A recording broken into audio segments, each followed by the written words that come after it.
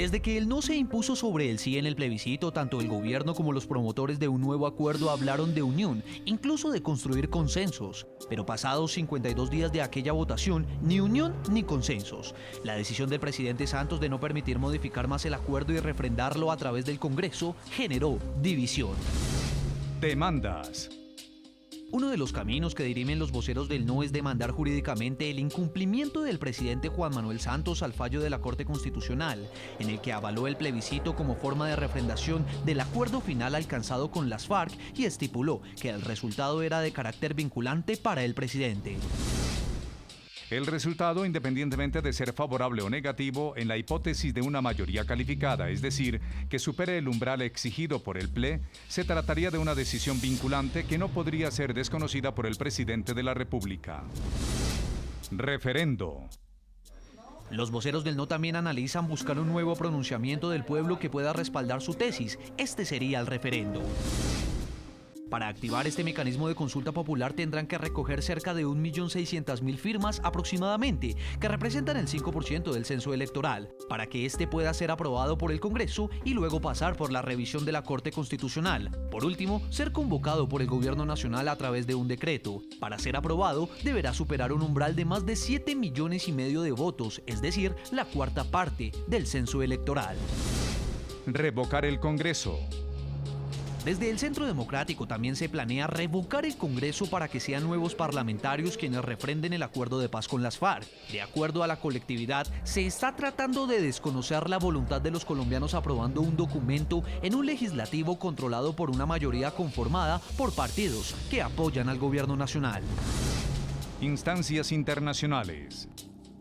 El Centro Democrático además plantea acudir a instancias internacionales como la Comisión Interamericana de los Derechos Humanos para pedir medidas cautelares e incluso desde ya busca espacios en foros de la Organización de Estados Americanos para denunciar lo que llamó golpe a la democracia.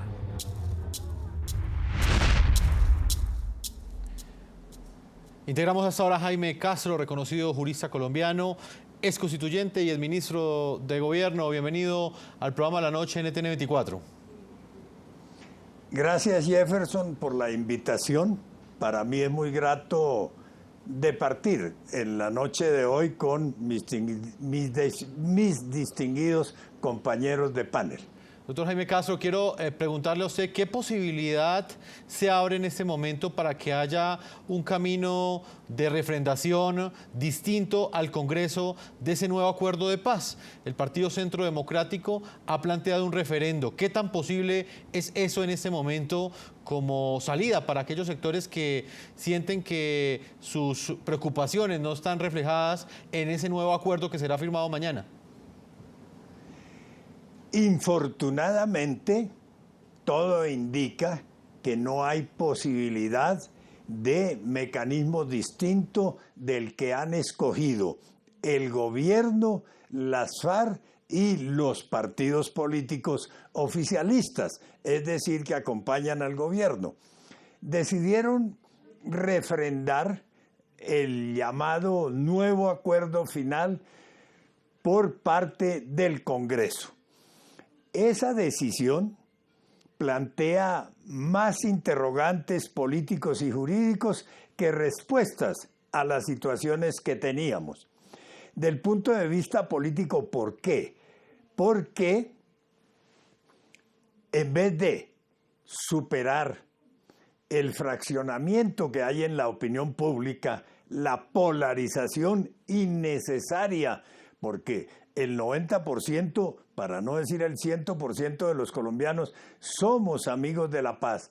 En vez de eliminar esa polarización, de convertir la paz en una política de Estado que represente de verdad a la nación, lo que hacen es profundizar, agudizar aún más ese fraccionamiento de la opinión pública.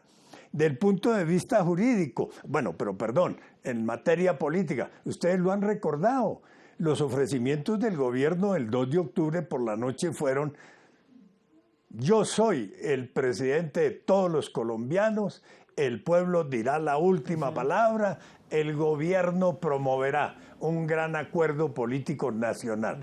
Eso fue ofrecimiento de un día. Del punto de vista jurídico, ustedes han hecho ya un resumen de las numerosísimas acciones judiciales de distinta naturaleza, no solo planteadas ante los tribunales colombianos, sino, según acabo de oír, ante tribunales internacionales que van a plantear la validez jurídica de la decisión que tome el Congreso. Porque, para decirlo de manera resumida, sí, uno sabe que el Congreso dicta leyes, hace reformas constitucionales, ejerce control político, también administra justicia cuando investiga y sanciona a unos altos servidores del Estado, inclusive nombra a algunos altos funcionarios del Estado. Pero no se conoce el texto constitucional o legal que diga que es función del Congreso refrendar los actos del presidente de la República. Señor Miguel Ceballos, hay un punto también muy importante de análisis y es lo que le espera al gobierno nacional en esa posible implementación de los acuerdos en el Congreso de la República. ¿Usted cree que es una verdad aprobada asegurar, por ejemplo, hoy que la unidad nacional tiene ese control del 80% del Congreso, o por el contrario cree que en este momento queda fraccionada con esta decisión que ha tomado el gobierno de refrendar los acuerdos en el Congreso? Jefferson, escuchando al senador Barón, a quien le envío un saludo muy especial, veo que la unidad nacional se está resquebrajando. Se está resquebrajando porque él muy claramente menciona que hay muchas dudas del Partido Cambio Radical que mañana se va a expresar en bancada, y no son dudas superficiales, son dudas profundas. Por ejemplo, la duración misma de la Jurisdicción Especial para la Paz, que es uno de los asuntos de fondo. Creo que ahí se está tomando una distancia y creo que eso es sano. Creo que asumir que hay una aplanadora en el Congreso para aprobar la implementación de estos acuerdos sería un error. Y lo digo no solamente por Cambio Radical, sino por la gran división que hay en el Partido Conservador.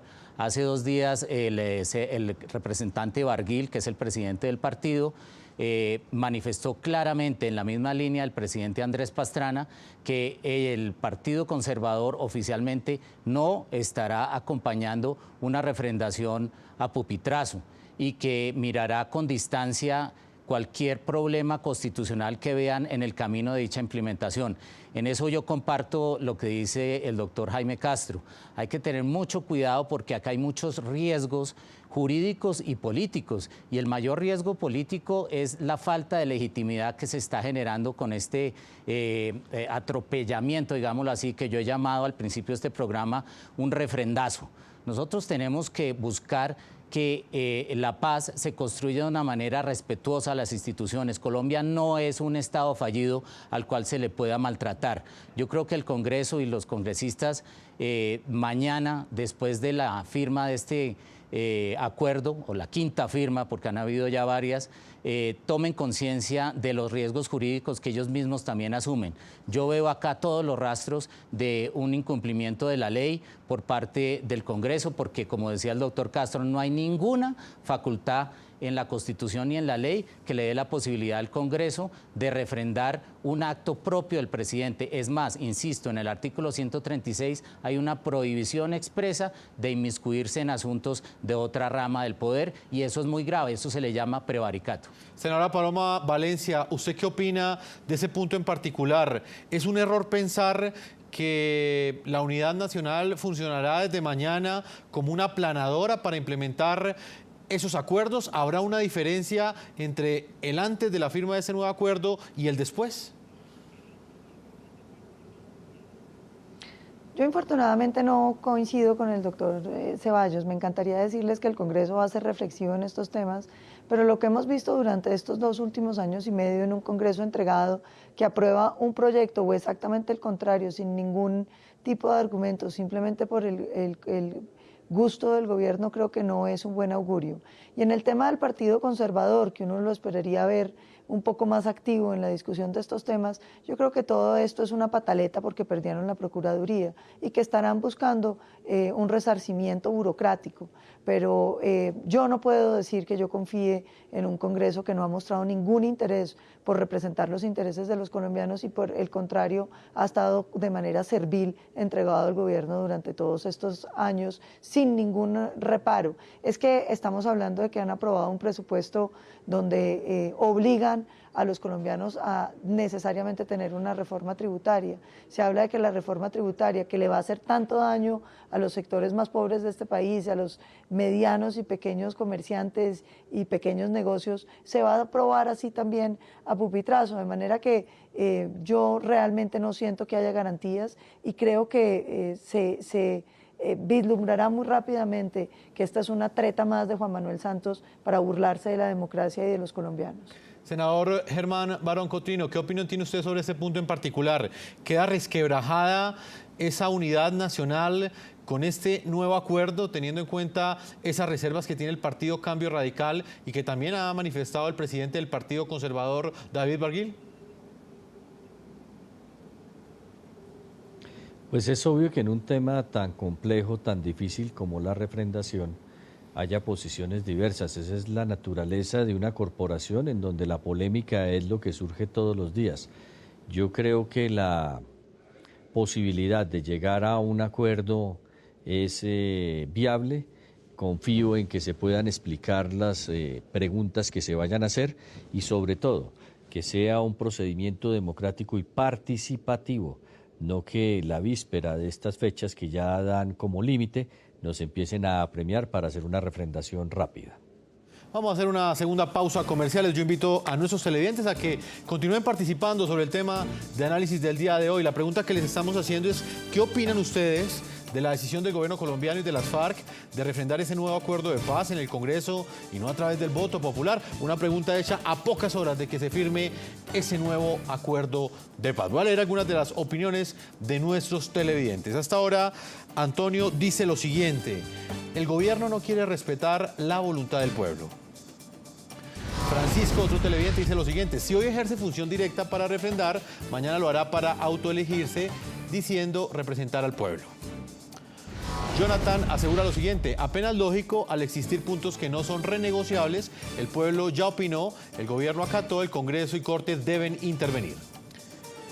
Opiniones de nuestros televidentes, una pausa y ya regresamos a la parte final de este programa de la noche.